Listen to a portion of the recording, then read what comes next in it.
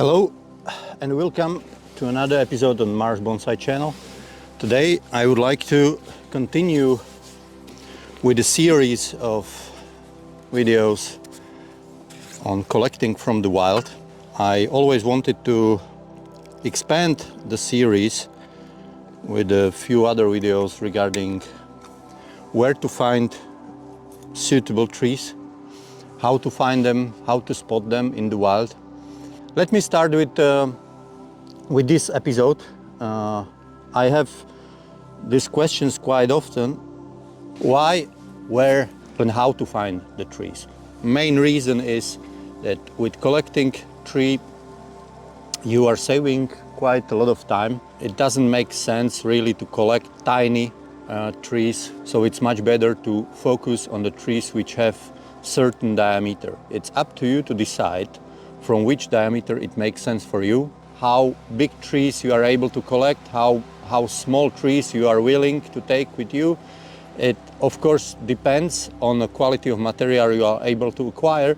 The smaller tree is, it's harder to find the tree with character. So it takes some time until the forces of nature will do its job. This is why we collect the trees. They have some kind of character, they have bark. You can start with something which already has some properties which makes the tree unique for becoming a future bonsai. Do it responsibly and obtain the permit for collecting. Why not to collect the trees?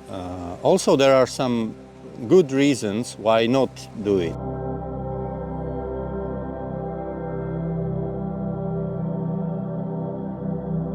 If you are not skilled in gardening, if you don't have necessary skills taking care about any plants, it's a very risky business and I definitely wouldn't recommend it. So either you have few seasons of doing bonsai and taking care for the plants, or leave this idea entirely. In case you really want to, it's really good to have at least experience with some kind of growing plants, cacti, orchids, or general gardening, because bonsai and yamadori collecting and taking care about bonsai, I know it's attractive to see the guys bringing big old trees home, planting them into the wooden boxes and make beautiful bonsai from them in few seasons, but generally it's really tedious job, it's dirty job, it's very heavy, it's not easy to do, and you have to really know what you are doing. Also you have to take into consideration that moving in a terrain, it's not sitting on a sofa, so it's really good. If you have experience with moving in wild, dealing with wild animals, with risks which are there, if case you are doing it on your own, be really careful. Have always charge mobile phone with yourself. Let your relatives know where you are to avoid any problem. It's the thing which will cause you just small problem in the city can cost your life in the wilderness. So be really careful what you are doing. Of course, it's better to do it in a bigger group. How you can start to look for trees in the wild? It's usually the people think the higher you go and to the more wild area you go, the better. It's not always the case. You need to search for certain places where the contorted trees or trees which have necessary properties are growing, and these places are not necessarily really in the wild and really somewhere far away in the wilderness or in the high altitudes. Especially, and in this video I will talk about collecting deciduous trees from the wild. So deciduous trees are growing everywhere in all different spots, and you don't really have to go really high and to real far out places. If you start to search for trees, have always camera ready with you. Take the pictures of the trees you choose. Document the trees from all sides. Mark the position of the trees in GPS, so you are able to find the exact spot in a few months' time, when timing for collecting trees will be ideal. What I would recommend you when you are looking for trees, to not to take the tree at the first opportunity. Go scout for trees, log your data into some kind of database. At home, check the trees, check the pictures, and decide for yourself which one of those you find are the best and are worth collecting in the spring. Why is that? Sometimes it happens that it's like in love on a Friday night. You go out and you find a girl and she looks so nice and so pretty and she's so wild. And sometimes it's not the case on Saturday morning. So be careful. Sometimes we fall in love with the tree and we think we found ideal one. It happened to me several times that when I revisited the place and I looked at the tree second time, third time, I saw that taper is not that good, roots are not that good. The section of a trunk is too long and it's not interesting. So be careful and don't rush. You have most probably, if you are part of majority, you have very limited space in your garden. The trees, usually collected trees, are bulky, they are big, and you easily occupy all your garden with the trees which, after you bring them home, they will not appeal to you so much. What is important is the location.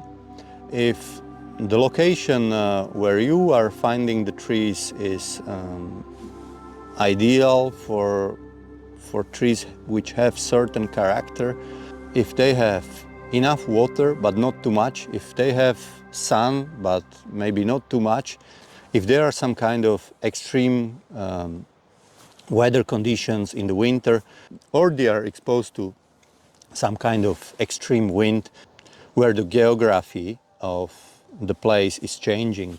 What is really good to have experience in moving in the terrain. If you are doing hunting, doing ski alp, tourism in the wilderness, be really careful, because the weather in the mountains, especially if you are 1,000 meters and higher, can change so fast. And if you are not properly dressed, if you don't have good shoes, if you don't know what you are doing, you easily can lose navigation. You can fall from some kind of cliff, you can break your leg, you can get really wet, you can get cold, and you can easily die. It happens many times every year, everywhere in the planet. Be really careful with that. So experience with moving in the wilderness is great benefit. Basically, all what I'm going to tell you is from few articles Walter Paul wrote 2 decades ago. Wolfgang Putz did interesting article, and there are few of them on Harry Harrington's site. So it's basically the information I gathered from all these people who have experience with collecting the trees from the wild. So what are the ideal places to find the trees in the wild? Like Walter is writing in his article, written a long time ago, the man with his machines is producing the best material. Why? Because the changes in terrain, if we are mining the stone, the wood and everything, you know, this is creating ideal condition where the wind is changing, where there are completely different conditions for plants, when they have to deal with just enough water to survive, but not enough to grow really tall, like the pines here. Usually these are old quarries for stone mining. What, in my experience, one of the really good places or cool places are those abandoned, which there is no mining anymore, but not abandoned too long. So I have experience with something like 10 to 15 years since ceasing of operation of such quarry. It seems just like ideal time for seeds to spread everywhere, to grow, but not grow too much, yeah? And especially on the edges of these quarries where the terrain is changing dramatically. Old roads, if you have agricultural land, there are pastures. Between the pastures there are roads where the farmers are driving to deliver the food for stock or to care for animals or visit their place. These kind of old roads or abandoned roads, which somebody still care about sometimes, but not enough, they are cutting the edges of the trees so the trucks and the machinery can go through the roads. So they are trying to hedge prune those trees which are on either side of the road. And usually if you do this regularly, you will find out that this is one of the best materials for bonsai.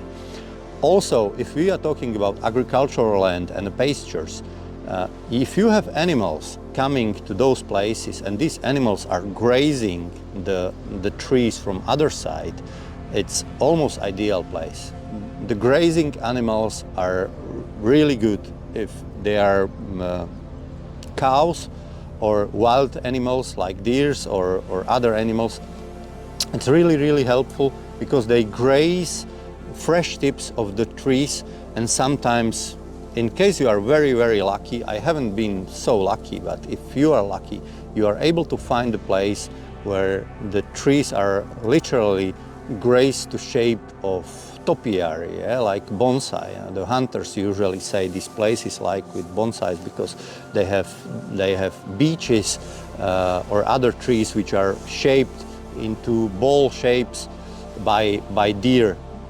All the places when farmers are working and there are trees which are obstacles for all their heavy machinery working on the fields. Next to the field, usually there is some hedges, some bushes which are sometimes cut by farmers, tractors or harvesters to pass next to them. So these are really good places. The slopes are better than even terrain. Yeah? Usually on a slope, the tree needs to anchor itself so it doesn't fall down from the slope. They have one-sided nebari, they have at least some kind of initial movement. These kind of bended trees usually grow on the slopes which are rather high. Higher the slope, the wilder the initial growth of the tree. And what we need is really good initial movement on the tree. If we are speaking about initial, it's like 10 to 30 centimeters. Everything else, it's not so important. So this is the most important part of a tree. Workers with the chainsaw and with the brush cutters are your best friend. If you find the places like this, you will see the pattern where the trees are shaped in a certain way. And this is the best places to look for. When to do the scouting for potential Yamadori trees? The ideal time is when you have very low grass, especially late autumn, winter time, when there is not snow. You can go out and look for the trees, mark them, mark their position, make the pictures, analyze it. Why is the best time? Because the grass is too low. You can see the initial part of a trunk, which is most important. Now it's February.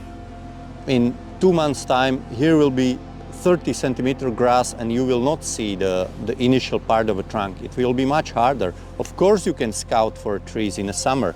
It's easy to go in shorts and in a t-shirt, but in that case you are not seeing what you need to see. In my opinion, wintertime is ideal time for scouting. Also, you are not tempted to take the tree right away with you, and you can think about your tree, analyze the pictures later and make a really good decision which one take, which one not take. What I would recommend is think of it like this. You need to make at least 10 kilometers by walk to find average tree. And you need to make at least 100 kilometers of walking to find really good tree. Of course, if you know the patterns, you are able to find the places where you can find several really good trees which are worth collecting, but you need to train your eye. What are the good sizes of a trees? What are the types of growth in the wild where trees which you would like are growing? So don't look for small trees which are really small. You have to train your eye to look for trees which are something like 2-3 meters high, usually 4 meters high, because the tree which is 2-3 meters high has a trunk around 10 centimeters.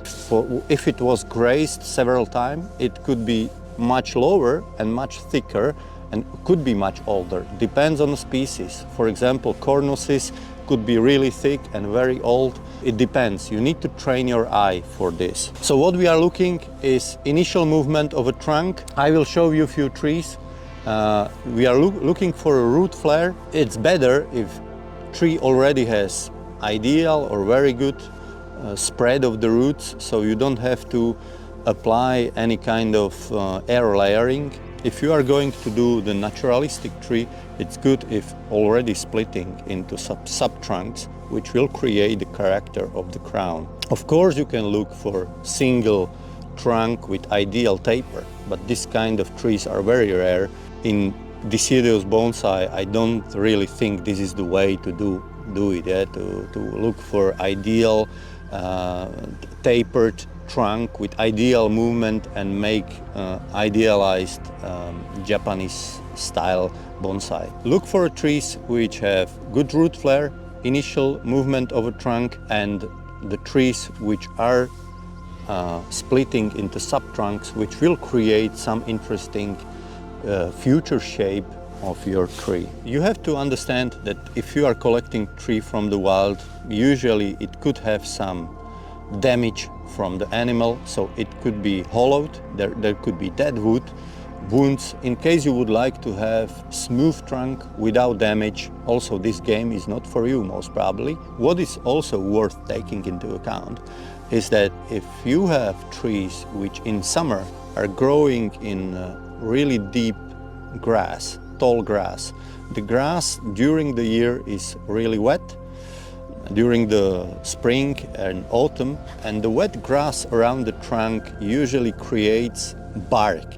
If the tree is somewhere where there is no growth of weeds or grass around it, the bark is usually smooth. If you have the same type of tree, same species on two different places, and one is growing in the deep grass which is wet throughout the year, usually the bark could be really nicely structured, and it's much more interesting than the pale trunk of the same species growing somewhere in the rocks where it's exposed to sun and not wet. Regarding the species, it's of course it's up to you to choose whatever species you would like. It's good rule of thumb is to choose the species which other people already work with, not because you want to walk on a beaten path, but because the people usually know what is good and what it's not, what is bringing the result and what is not bringing the expected result.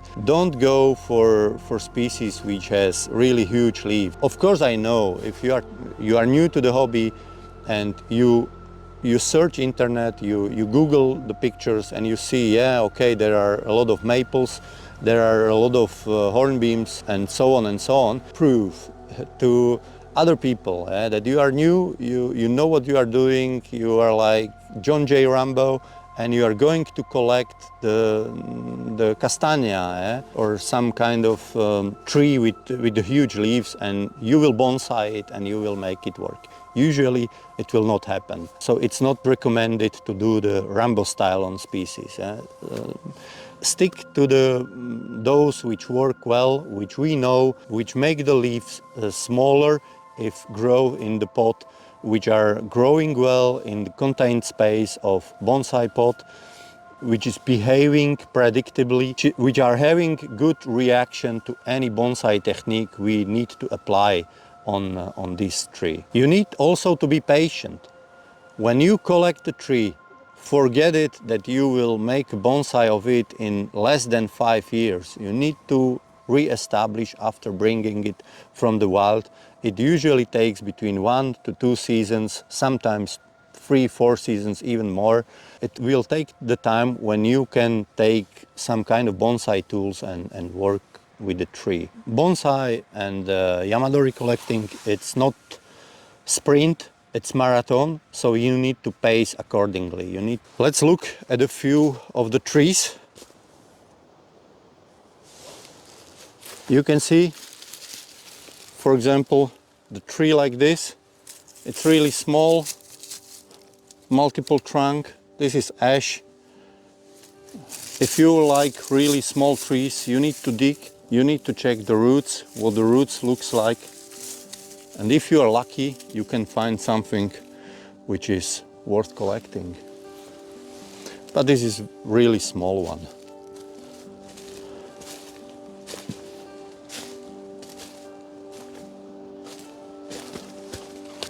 Also, this is ash. You can see the pine is next to it.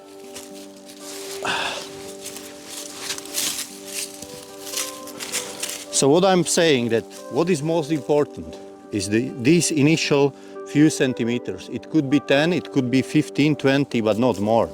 Yeah?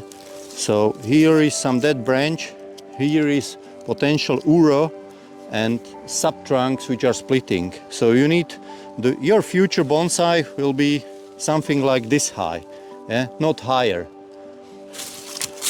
In case you are lucky, you are able to find the roots on each side, this is good start. Not ideal, not perfect, but if you are looking for a perfect tree in the wild, you will be disappointed. Really think about, when collecting trees like this, really think about this, that it's really hard work, it's laborious task, so choose trees wisely, because it will take you hours to dig it and take you some time to bring it to your car. It will cost you money for substrate, for pot, for everything. And if you are not making good decision in choice of a tree which you will collect, you will be disappointed and you waste a lot of your time and resources. So think carefully about what you are going to collect.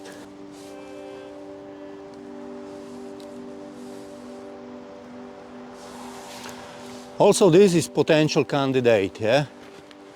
So, really big one. Some wound here. 1, 2, 3, 4 trunks. This one is dry, so 3 trunks. Really big tree into really big pot. You can see root here, root here. It will not be easy to collect such tree, but it's doable. Yeah? You see, root here, some kind of really big multi-trunk bonsai, where you remove it like here, maybe here, here, if you want really tall, but most probably not. Here, and start from over, remove this one, and also shorten this one here, shorten this one here, and you have a small tree which you can collect. Yeah. So initial few centimeters are important. What is here is not important. What is below my hands is most important part.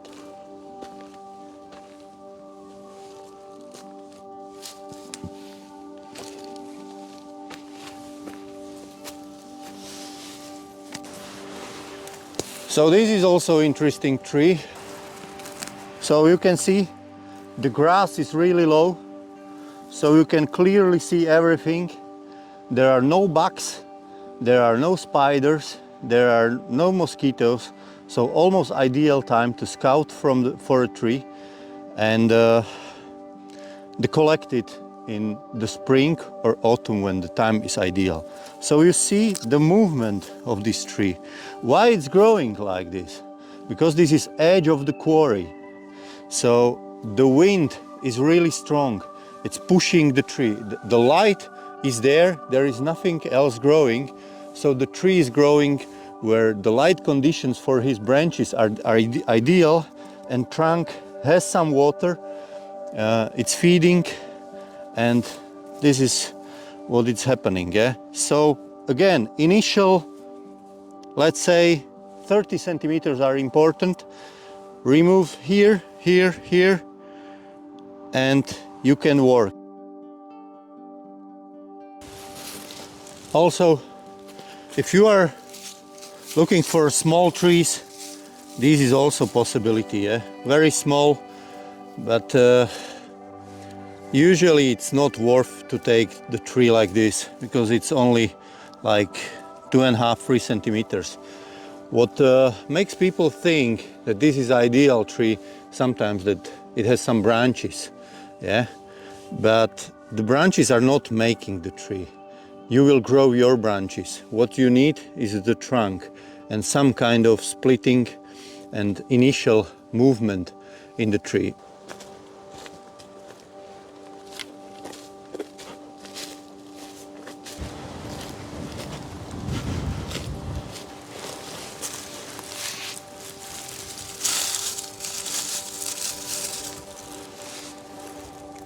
Oak.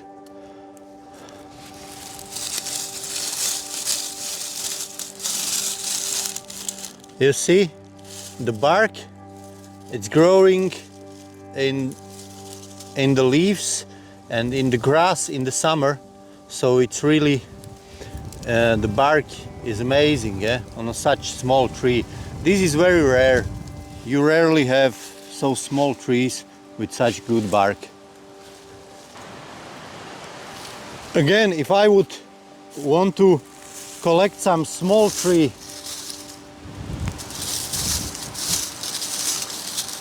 this is combination, eh?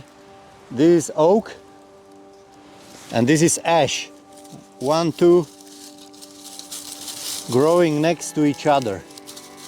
So also very wild thing that the bark on the oak is not bad. It looks nice, and combinations with 2–3 ashes.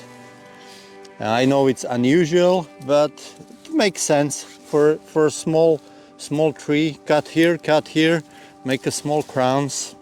For a small pot for a balcony or terrace, if you are not looking for big trees, possibly as well.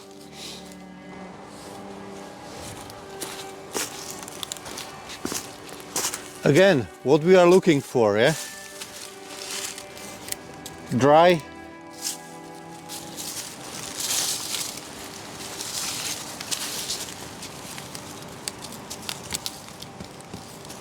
really wide base,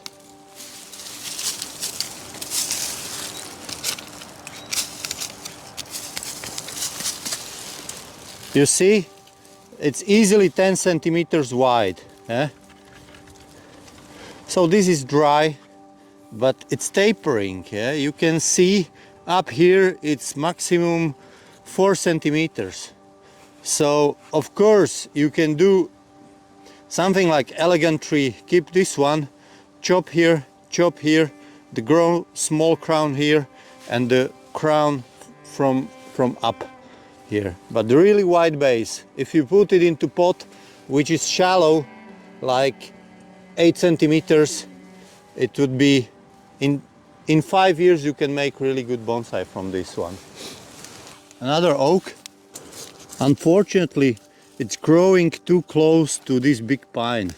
As an example, what you can find, what you have to look for, it's interesting bark, some wild movement you can use, maybe get rid of this long trunk, but work with this. You can see small bend here, chop somewhere here and grow. Eh? In a small pot with such bark, this kind of oaks which are producing such a small leaves. Again, this edge of the quarry, most probably Cornus mass. You can see really wide base. Here it could be easily over 10 centimeters. Some tapering, not too much, but some. For a higher bonsai, chop somewhere here and grow new top. Of course, it will take a lot of time to heal the wound. Most probably the wound will never heal, but this is the game we play with collected trees, so you have to take it into the consideration. On a few meters in a quarry, you can find dozens of trees which are worth collecting. If you go into the normal woods, into dense forest, usually you can make dozens of kilometers of walking and you didn't find single tree like this. So you need to look for a pattern where the trees are exposed to, for example, the such wind. You see, it's very strong wind outside now, and the tree is facing this kind of conditions since it's growing here, yeah? Most probably something like 15-20 years. Also here, Cornus mass,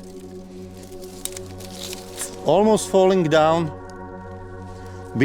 growing between the rocks, 3 trunks, root there, not ideal, yeah, but we are not looking for ideal trees, but this is still good enough for a very small tree.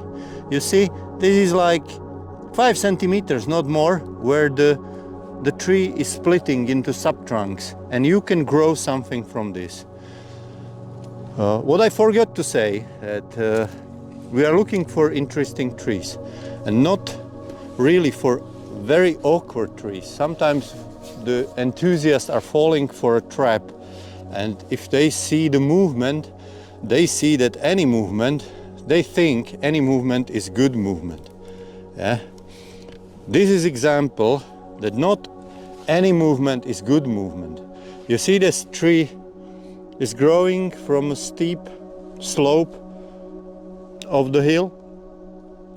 It was growing in a different direction, but it fell down with the soil, so it changed direction, and now this long part of a trunk is growing up to reach the maximum amount of light. And sometimes the people are tempted to take any awkward tree with themselves, to go on a trip and say, okay, I'm going to collect and I'm going to bring at least something, and they find the awkward tree. And what I wanted to say is, not all the movement is good movement, and not everything which is awkward is good for bonsai. So really think about it when you are seeing some stuff which has a movement, yeah, because you read it on internet. Not all movement is good. You see, if I'm talking about awkward trees, this is awkward tree. Yeah? It's really thin. This is all what is growing up, but this is all roots growing from different levels. You maybe think it's good. I don't, and I think you have to avoid it.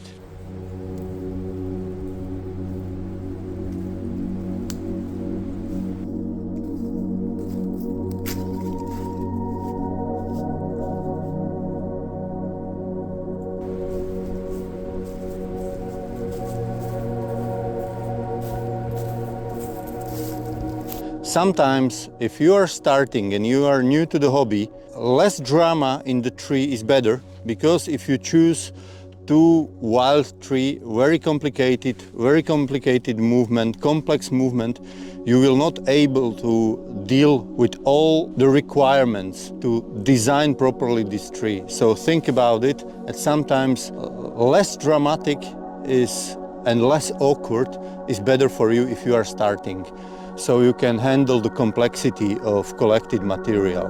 That's all for today, and I hope I didn't forget anything. Maybe if there are some things in about 1 month time, I will collect some of the trees and do the episode on process of collecting and transporting the tree and tools how to do that. Until then, thank you very much for watching, and see you next time.